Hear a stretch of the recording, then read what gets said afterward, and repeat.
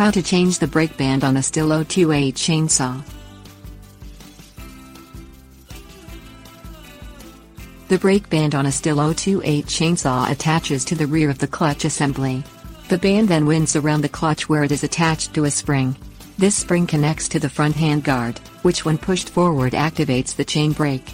Since the clutch spins at such high speeds, these bands tend to wear out quickly, and because it is such an important safety feature, you don't want the band to be too thin to stop the chain.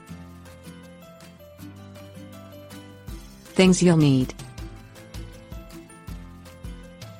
wrench, screwdriver, Allen wrench, socket wrench, piston locking strip, new E-clip.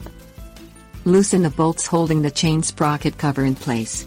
Lift off the sprocket cover, bar and chain.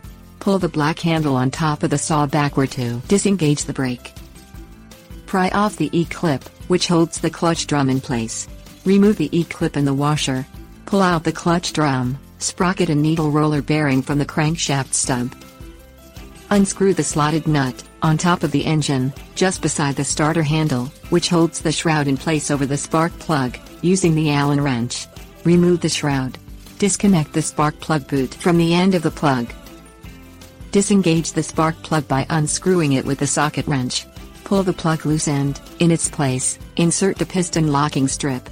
Attach the socket wrench to the bolt holding the clutch in place. Unscrew the bolt clockwise, a reverse thread.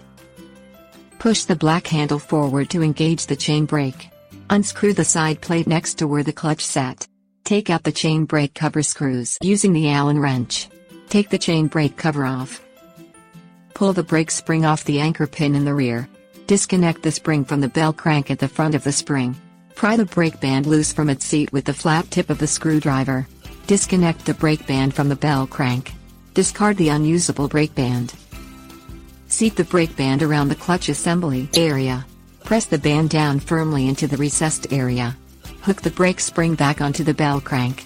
Pull the brake spring back and hook it onto the anchor pin using the screwdriver. Set the chain brake cover over the brake spring and band. Tighten down the two screws for the brake cover. Pull the front brake handle back to disengage the brake. Reattach the clutch using the socket wrench.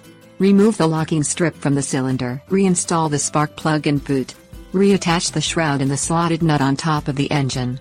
Set the needle roller bearing, sprocket, clutch drum and washer back on top of the clutch assembly. Anchor the clutch parts with a new E-clip.